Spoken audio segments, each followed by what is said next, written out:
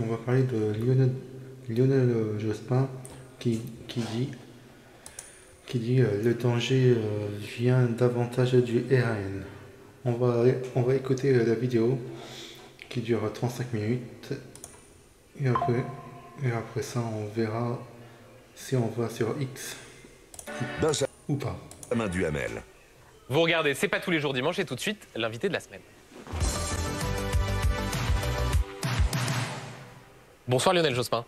Bonsoir. Merci beaucoup d'être avec nous ce soir dans C'est pas tous les jours dimanche. Votre parole est rare. Je rappelle que vous avez été Premier ministre entre 1997 et 2002 dans le cadre d'une cohabitation avec Jacques Chirac. Nous sommes à pile une semaine du premier tour de ces élections législatives et les sondages donnent une très large avance au Rassemblement national. Notre sondage du jour pour BFM TV et la Tribune Dimanche, sondage Elab, donne le Rassemblement national à 36%, loin devant le Front populaire à 27% et la majorité sortante à 20%.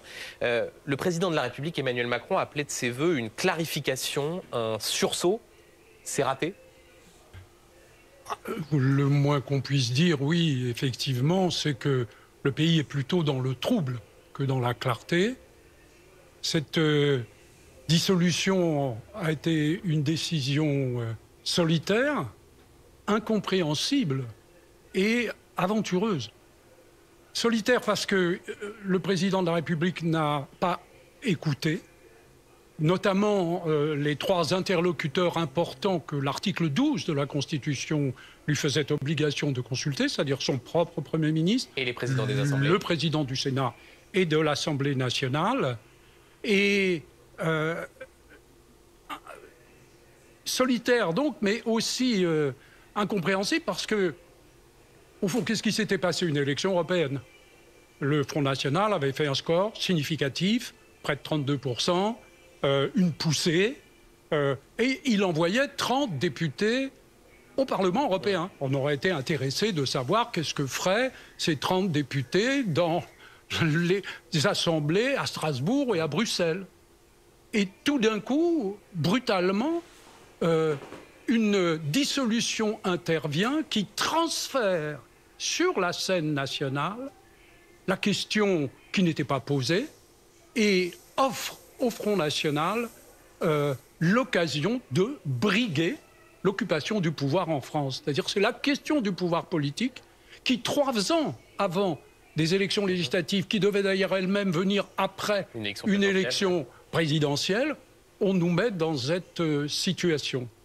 Et du coup, effectivement, cette élection est aventureuse. Elle est aventureuse parce que, comme on dissout et que le Rassemblement national étant poussé, eh bien, il y a un risque. Et d'ailleurs, cette décision est d'autant plus absurde, si je ne veux pas prendre un mot irrespectueux, bien sûr, mais que la première victime de cette dissolution semble bien devoir être le camp présidentiel lui-même, qui va vraisemblablement, si l'on doit en croire les sondages, perdre sa majorité relative.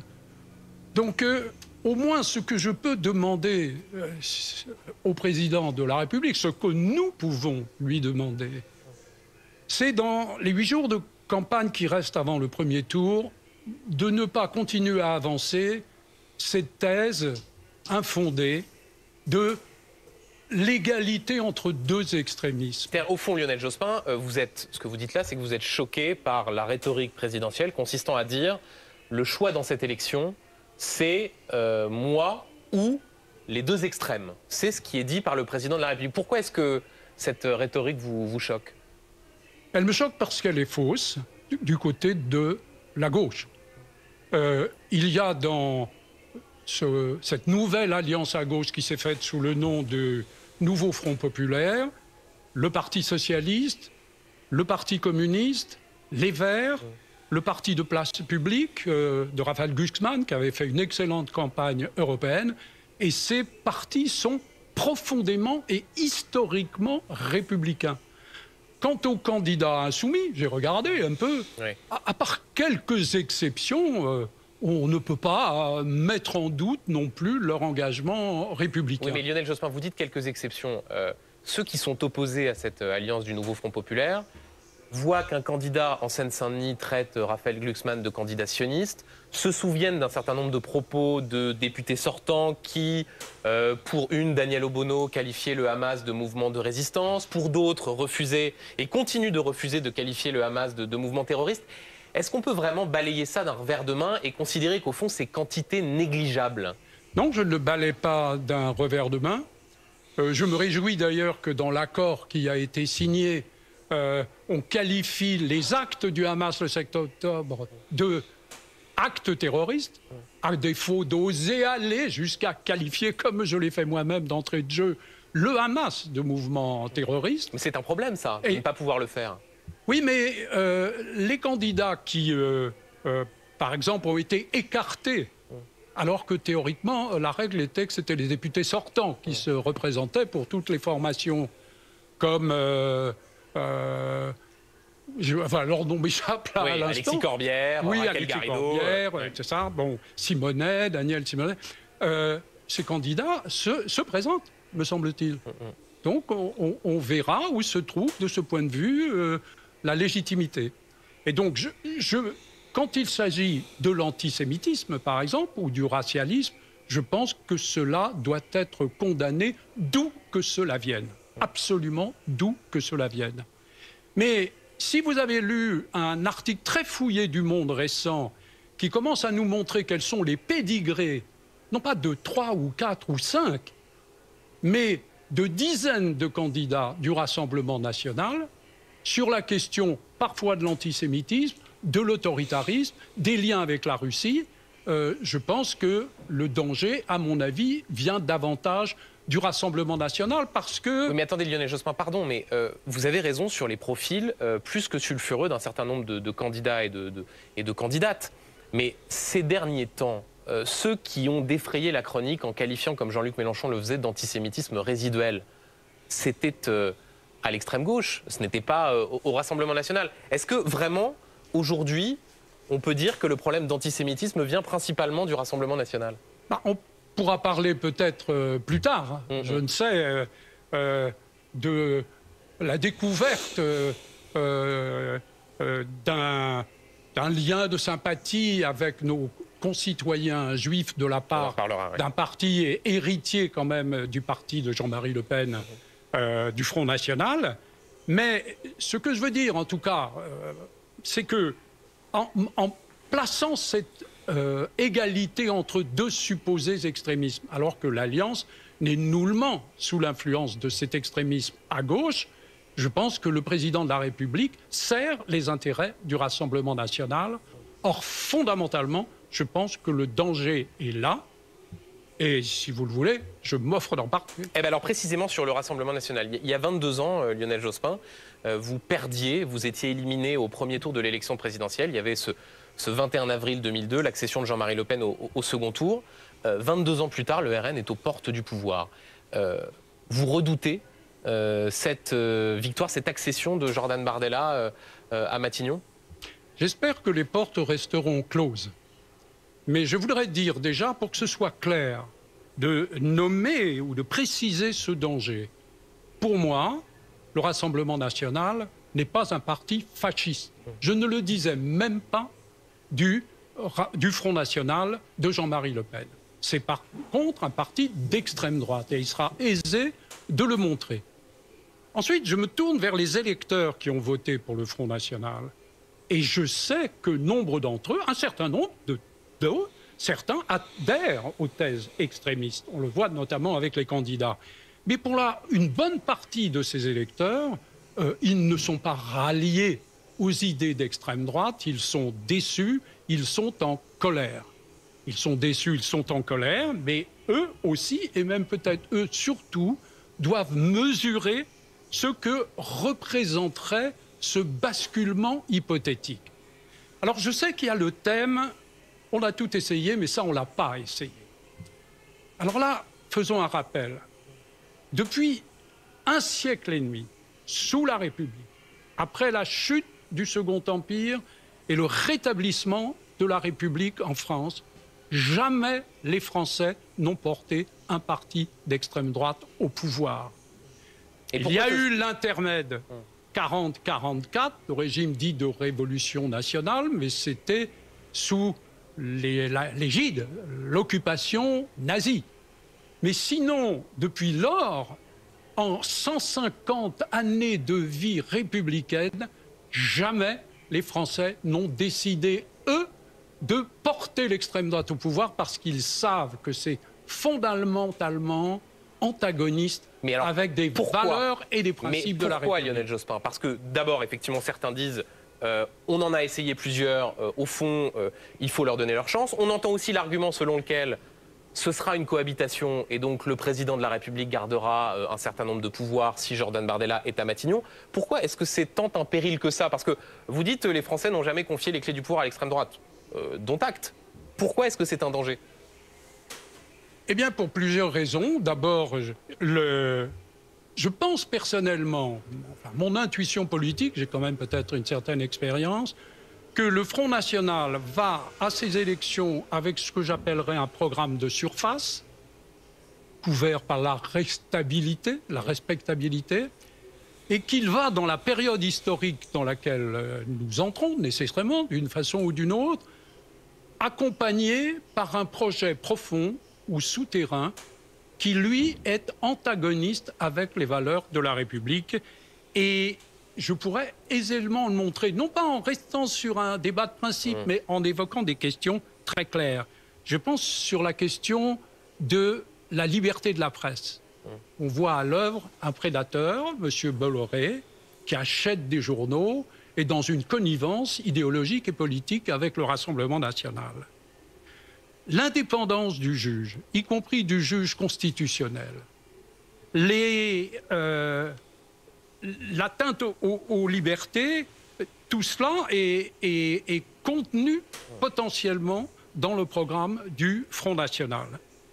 Et par exemple, si j'examine le thème de la préférence nationale, il faut que les Français comprennent bien que sous le vocable, qui peut être agréable, de la préférence nationale, est remis en cause un principe fondamental, non seulement de la République française, mais des démocraties européennes, qui est la distinction entre les droits politiques, ce qui relève de la nation, de la citoyenneté, et là, seuls les Français, naturellement, votent s'ils sont citoyens français, quelle que soit leur origine, et l'accès à la fonction publique, par exemple, n'est pas possible.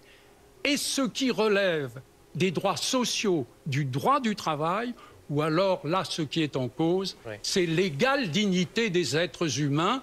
Et un homme ou une femme qui travaille dans notre pays, fût-il un étranger, doit avoir les mêmes droits économiques et sociaux que les autres travailleurs.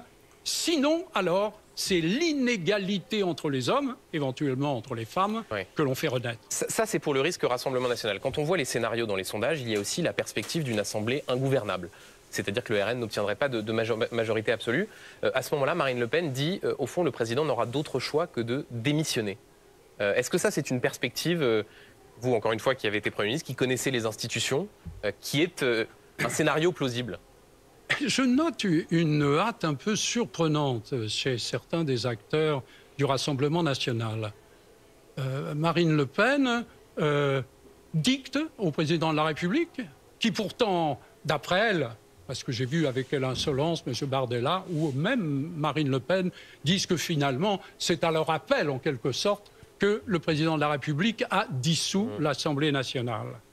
Marine Le Pen décide pour le président de la République, étant aucune mesure, à supposer même qu'il y ait une majorité à l'Assemblée nationale du Rassemblement national, elle n'est absolument hors d'état de mettre en cause ou de pousser à la démission le président de la République, dont je n'ai pas été un des supporters depuis 7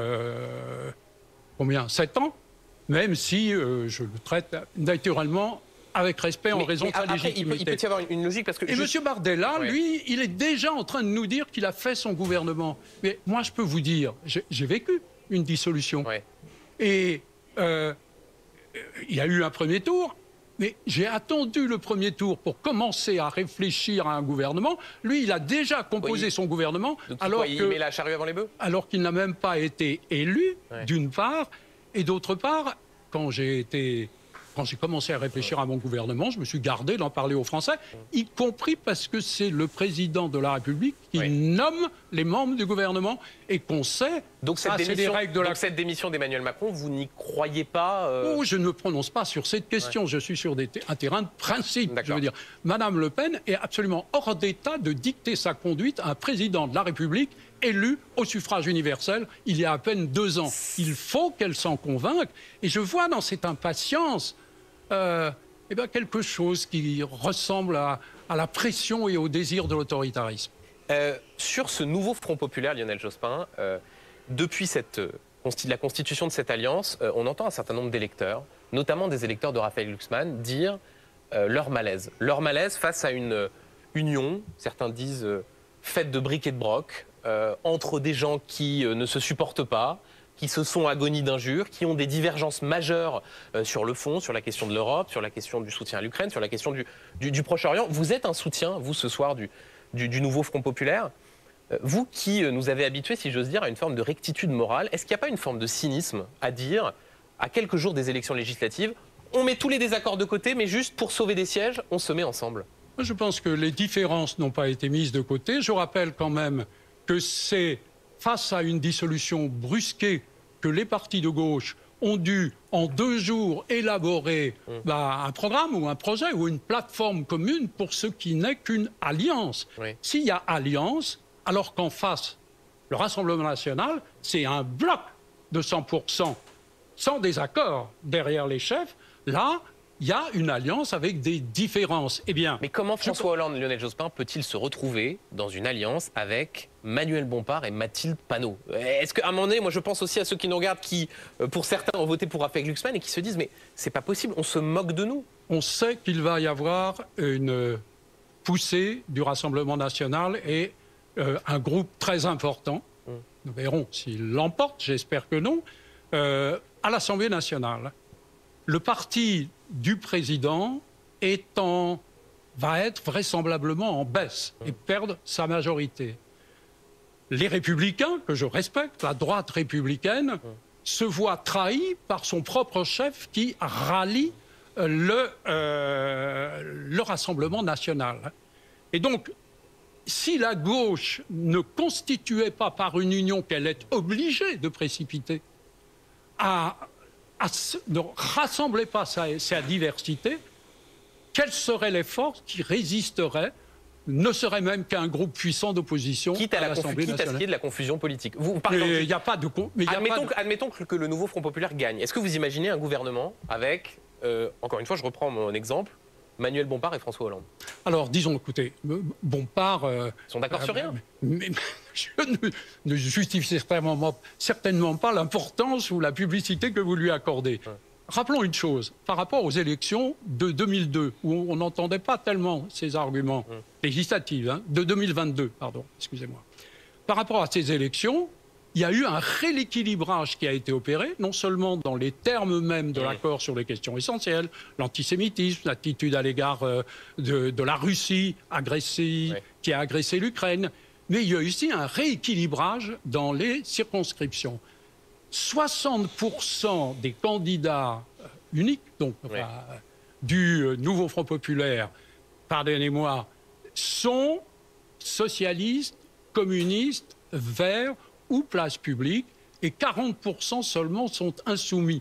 On peut penser même, et je n'en sais rien, c'est les électeurs qui en décideront, que dans dans ce rassemblement de l'Alliance, les députés de ces 4 formations seront plus nombreux que les députés de la France insoumise. Où est la domination alors que l'évolution se fait? Alors vous me fournissez une transition toute trouvée, parce que l'actualité, c'est cette déclaration de Jean-Luc Mélenchon, reprise et très commentée, c'était hier soir chez nos confrères de France 5.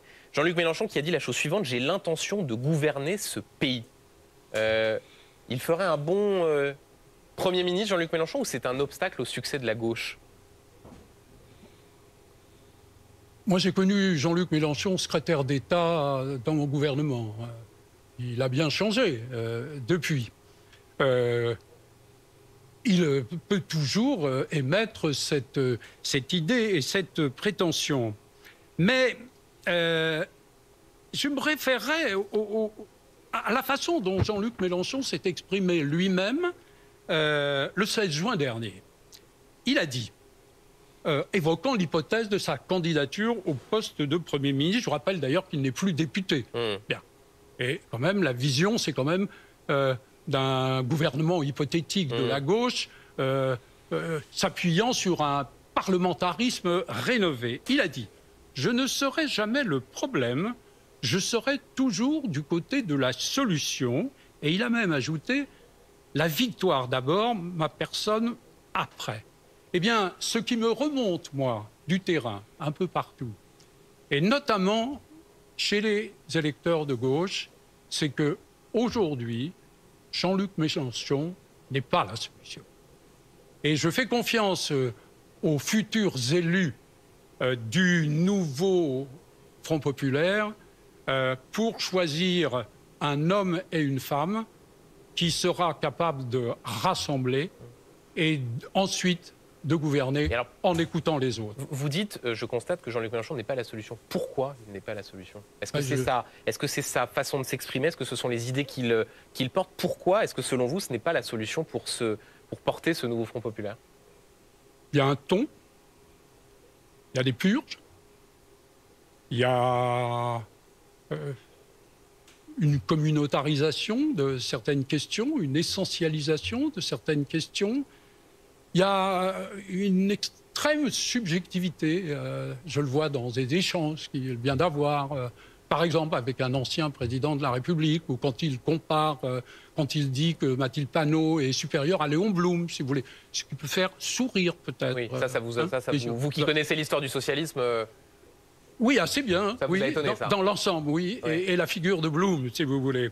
Et donc, ben oui, ça naît, ça existe. Et donc, je pense que il faut que chacun se convainque, y compris Jean-Luc Mélenchon, qu'un autre choix devra être fait. Et donc il faut qu'il se mette en retrait de cette campagne? Non, non, non, non, je ne demande rien, je parle du poste de Premier ministre. Oui. Mais alors, la singularité justement de cet ensemble, c'est qu'il n'y a pas de candidat. Parce que... ils ne sont sans doute pas capables de se mettre d'accord. Est-ce que ça, c'est pas un problème? Et au fond, si vous deviez dresser le portrait robot du candidat idéal, il y a eu un sondage qui a été fait, Opinionway pour les Échos, quand on interroge les Français, c'est Raphaël Glucksmann qui arrive en tête. Ouais, ça prouve qu'il a fait une bonne campagne, ouais. D'une part, que c'est un homme estimable. La façon dont il s'est exprimé sur son rapport à l'identité juive, si vous voulez, non essentialiste, républicaine, citoyenne, universaliste, était extrêmement émouvante il y a 2 jours à la télévision. Mais je crois que ces noms qui sont évoqués le sont essentiellement pour le rapport à la personne et la notoriété. La question du choix d'un Premier ministre est d'une autre nature. Je rappelle d'ailleurs que c'est le président de la République qui nomme le Premier ministre. Je rappelle aussi que le président de la République doit être d'accord... s'il y a une majorité, oui. Il ne décide pas du gouvernement, bien sûr, mais il doit être d'accord avec le choix du ministre de la Défense et du ministre des Affaires étrangères. Donc, pas d'impatience du côté du Rassemblement national. D'abord, ils ne sont pas encore élus. Et ensuite, il faudra qu'ils s'inscrivent dans l'état de droit. Il faudra qu'ils ne bousculent pas les institutions. Il faudra qu'ils ne soient pas indulgents avec la Russie, complices d'un certain nombre de régimes autoritaires. Il faudra qu'ils respectent l'indépendance de la magistrature, ouais. La liberté de la presse, si vous voulez. Et donc, à mon avis, ils vont un peu vite et j'espère que les jours de campagne qui vont nous rester après le premier tour permettront à cet égard d'éclairer les Français. Ouais. Je ne pense pas qu'il faille aujourd'hui, dans la situation de la France, que s'opère ce basculement. Sur cette question juste de l'incarnation, je voudrais vous montrer une photo qui a été postée sur les réseaux sociaux par votre ancienne conseillère en communication, Marie-France Lavarini. Une affiche à Limoges où est écrit « Jospin revient ». Je suis là. Bah oui, mais alors est-ce que précisément comme il n'y a pas d'incarnation pour porter ce nouveau Front populaire? Non, ça va se limiter à accompagner ce que je crois juste, à essayer aussi de mettre dans ce débat un peu de sagesse, peut-être à faire passer une expérience, mais c'est tout. Hein. Ça manque de sagesse aujourd'hui, notamment, sans revenir sur Jean-Luc Mélenchon, mais quand on voit les échanges, la dureté avec laquelle il peut s'exprimer concernant François Ruffin, concernant effectivement ceux qu'il a écartés. Je reprends ce que vous disiez, vous qui l'avez connu. Comment est-ce que vous expliquez cette évolution qui a été la sienne?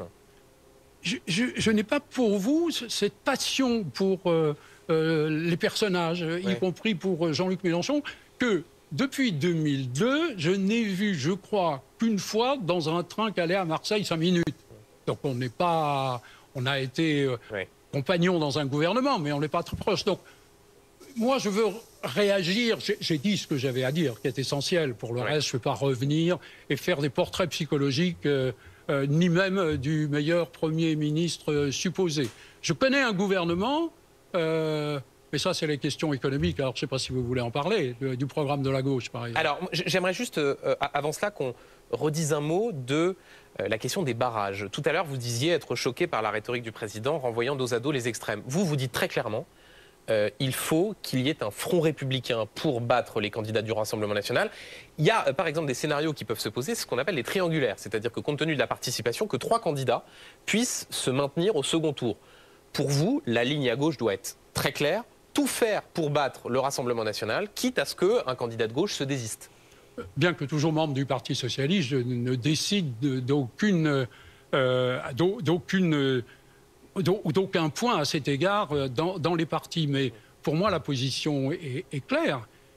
J'ai envie de dire à ceux qui nous écoutent et nous regardent, choisissez, par exemple, chez les Républicains, ceux dont vous êtes sûrs qu'ils seront dans l'idée de barrage, et donc pas pour les candidats de M. Ciotti.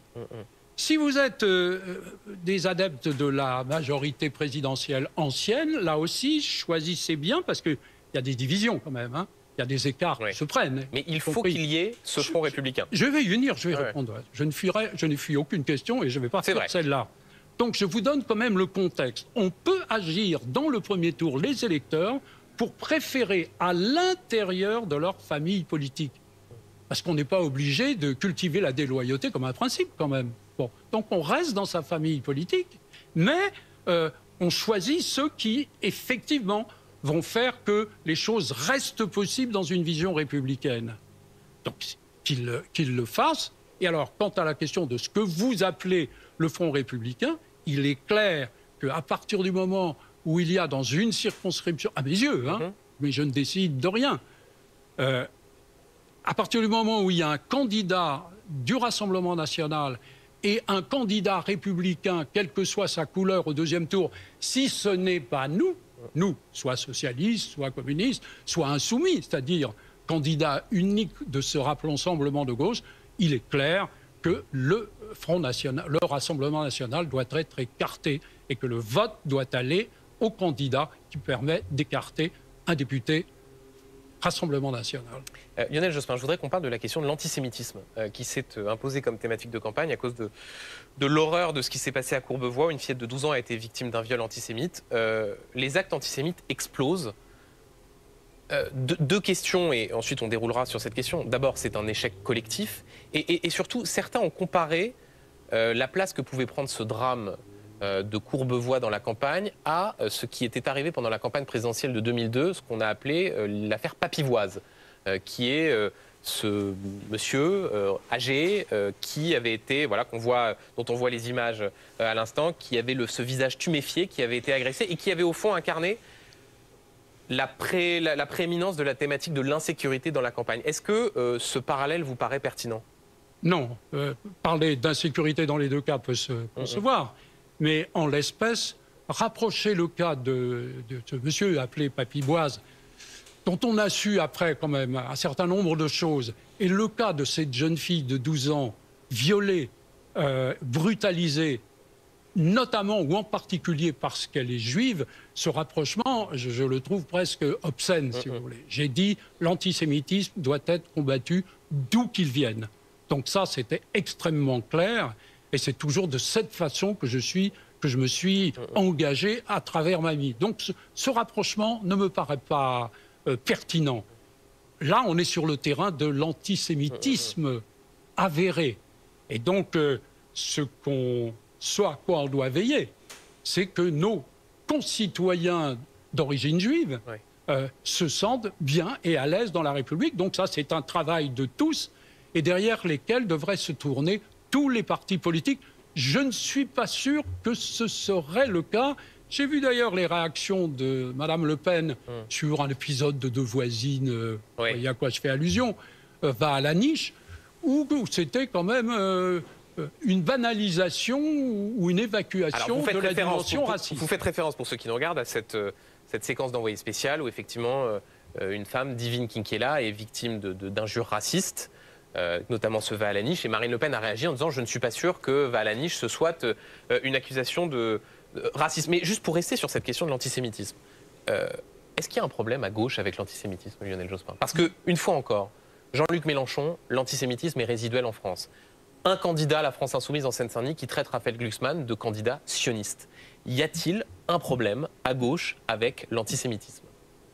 La gauche a toujours été hostile à l'antisémitisme, l'a toujours combattu, et à mon sens, ça n'a pas changé, même s'il peut y avoir des phrases douteuses ou des déviations chez un certain nombre d'individus. Mais globalement, non. En tout cas, ce que je voudrais vous dire, parce que j'ai écouté Serge Klarsfeld dire que le Rassemblement national était un parti pro-juif. J'ai un immense respect pour Serge Klarsfeld, pour son combat, sa lutte historique, pour sa vie. Et ce respect, je le garde aujourd'hui, pleinement. Mais sur ce point, d'abord, je veux dire que parler d'un parti pro-juif, de la même manière d'ailleurs qu'on parlerait d'un parti pro-arabe ou pro-musulman, c'est s'éloigner de la tradition républicaine française qui n'essentialise pas un certain nombre de nos concitoyens ou même un certain nombre des communautés qui peuvent vivre en France. Ça, c'est un premier élément. Le deuxième élément, c'est que si jamais on pouvait considérer que le Rassemblement national était pro-juif, il le serait en pensant au Premier ministre Netanyahou et à l'extrême droite religieuse en Israël, parce qu'elle existe, qui a failli faire, sinon succomber, en tout cas altérer la démocratie en Israël même, et qui n'a pu reculer qu'à cause des manifestations massives qui successivement, chaque semaine, se sont produites. Oui, mais Lionel Jospin, donc, je rebondis sur les propos de Serge Klarsfeld. Dans sa prise de position, il y a aussi cette idée qu'aujourd'hui, pour une partie de la communauté juive, la France insoumise apparaît comme un danger supérieur au Rassemblement national. C'est bien qu'il s'est passé quelque chose. Non, mais vous revenez sur cette thématique et je crois avoir noté, mais bon, je ne suis pas sûr, mais je crois avoir noté que beaucoup de personnalités importantes de la communauté juive s'étaient, sinon désolidarisées, en tout cas inquiétées de la position de Serge Klarsfeld. Oui, et ces mêmes personnalités, Lionel Jospin, soulignent aussi qu'il y a un problème d'antisémitisme, ou du moins d'ambiguïté quant à la lutte contre l'antisémitisme, à la France insoumise. D'accord, ça fait 5 fois que vous le répétez, avec une insistance tranquille et souriante. Moi, je vais vous dire, nos compatriotes juifs ne seront jamais protégés par un parti xénophobe et par un parti raciste, même si, conjoncturellement, à un moment ou à un autre, il tourne son hostilité aux étrangers contre les musulmans ou les arabes. Jamais qu'ils se disent ça. Et ils trouveront en nous, et à la plupart des composantes, de ce qu'est cette nouvelle alliance à gauche, des amis plus solides et plus constants. Une toute dernière question, Lionel Jospin. Je parlais tout à l'heure de celui que vous aviez affronté en 2002, Jean-Marie Le Pen. On dit beaucoup aujourd'hui que le Rassemblement national a changé. Non, je ne l'ai pas affronté en 2002, c'est Jacques Chirac qui l'a affronté. Oui, enfin, en tout cas, il ne l'a pas affronté, on a fait une cérémonie antifasciste et Jacques Chirac a été élu avec 80%. Vous avez concouru à l'élection présidentielle. Vous avez concouru à l'élection présidentielle. En 2002, il était candidat. Est-ce que le Rassemblement national a changé depuis 2002 et depuis cette candidature de Jean-Marie Le Pen, aujourd'hui, Jordan Bardella, qui est donc aux portes de Matignon? Oui, il a changé, je l'ai dit tout à l'heure. Il y a cette différence, à mon sens, c'est ma conviction, entre ce projet de surface pour aller vers l'élection législative et ses fondamentaux profonds et son projet qui serait celui d'un régime autoritaire, attentatoire aux libertés, indifférent aux contre-pouvoirs et même irrité par les contre-pouvoirs, isolé sur la scène européenne parce que les principes démocratiques, ce n'est pas ce qu'il veut avancer, indulgent à l'égard des régimes autoritaires, je ne dirais pas soumis, mais comment dirais-je? Oui, indulgent à nouveau pour la Russie. Et donc, non, je ne pense pas qu'en profondeur cela a changé. Et au moment où, comme on disait, les destins peuvent changer de chevaux, il vaut mieux s'intéresser à la profondeur qu'à la surface des choses. Merci beaucoup, Lionel Jospin, d'avoir été l'invité de C'est pas tous les jours dimanche. Et donc, merci de nous avoir réservé cette interview. Je le disais, votre parole est rare. Voilà. Et on va aller sur X.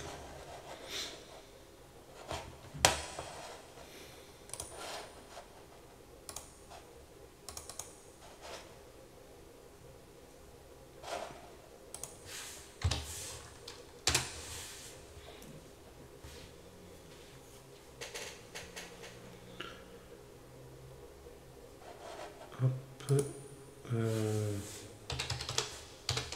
Lionel Jospin, J-O-P-I.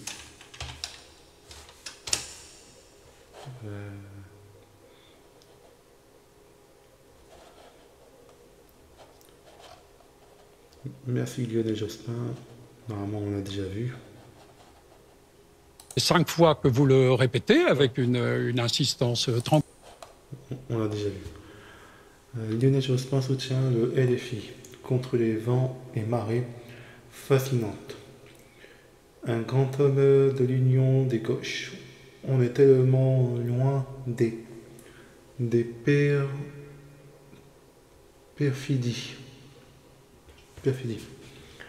de Glusman Co.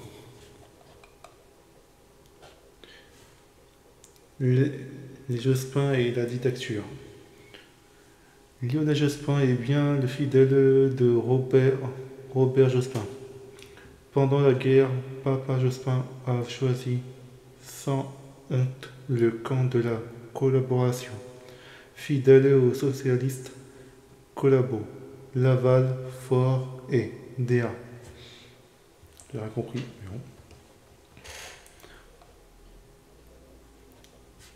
Et Laporte qui tweet depuis une semaine, nous assistons au retour médiatique de Lionel Jospin, qui vient au secours de ses amis d'extrême gauche, et avec lui, toutes ses caricatures et ses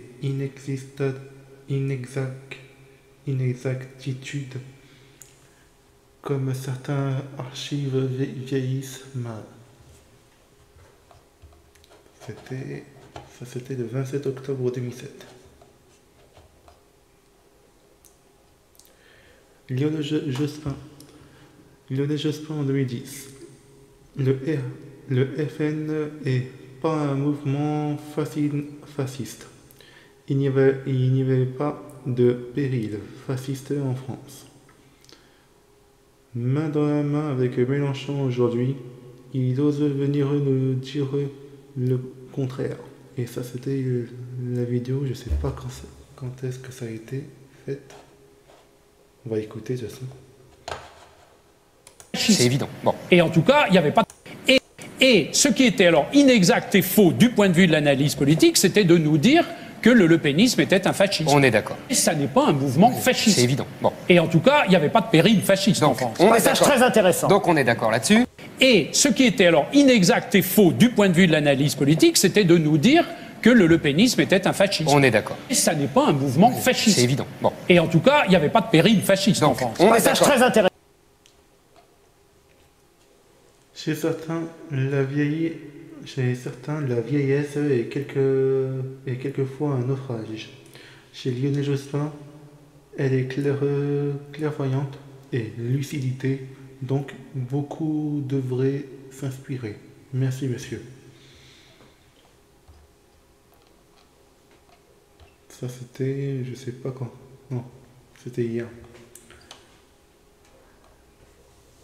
Tout n'est pas perdu dans cette France du mensonge, de la manipulation et de la propagande, tant que les hommes de la stature de l'ancien Premier ministre Lionel Jospin existent, prennent la parole et ne laissent pas intimider par l'un des porte-voix de la pensée unique, Monsieur Jospin.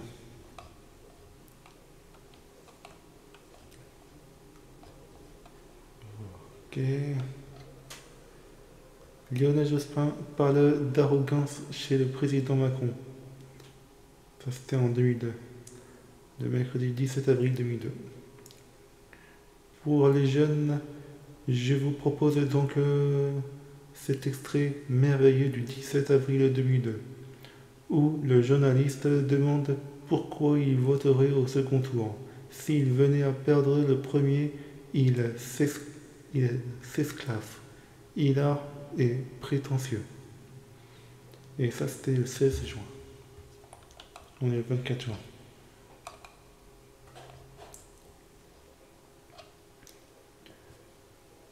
Désolé, mais j'en ai ras le cul. Les chercheurs oublient la recherche et deviennent de simples militants politiques. Pour note, j'ai mis des liens. Citez les écrits 3 chercheurs spécialistes du sujet, plus mise en lien une vidéo de Lionel Jospin. Il connaît la pole.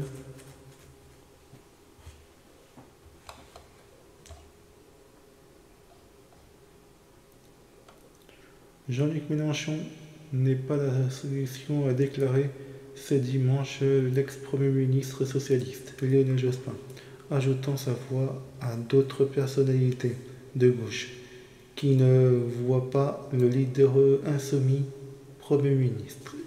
Et ça, c'est le grand Nancy qui a tweeté, qui a retweeté le Parisien, qui dit Lionel Jospin non plus. C'est une Pina qui écrit décidément pour ces hashtags législatives, on va nous ressortir toutes les lâches qui ont refusé de défendre nos fondamentaux. Lionel Jospin, c'est celui qui a accepté le voile à l'école et refusé de défendre la laïcité. C'est le premier à avoir abandonné ce combat pour l'émancipation. Après, il faut voir tout peut-être.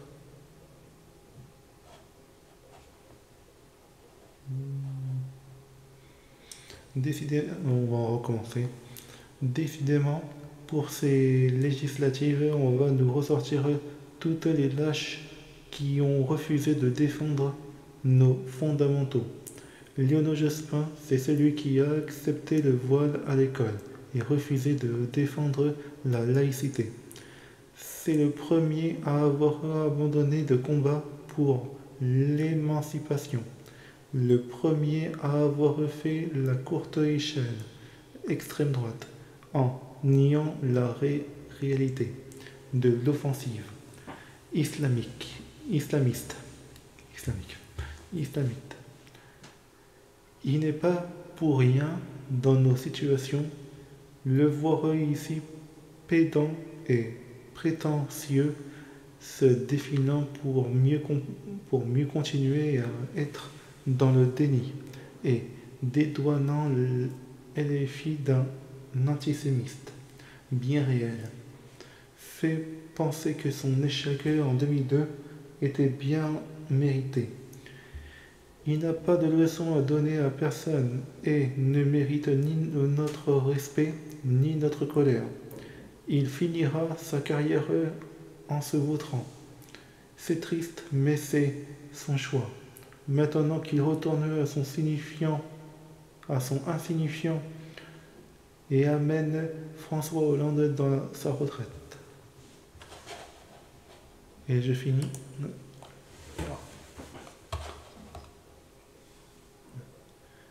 Pourquoi Claudie Star qui tweet pour la première fois un responsable politique, Monsieur Lionel Jospin, toutes les bonnes phrases pour répondre aux journalistes. Ben Duhamel de BFM, enfermé dans sa certitude communautariste, sans cela que cela ne choque personne.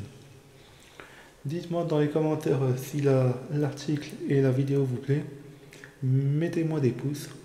Abonnez-moi à ma chaîne YouTube, Twitch, TikTok et Instagram. Mettez la cloche pour ne rien rater. Et je vous dis à plus tard.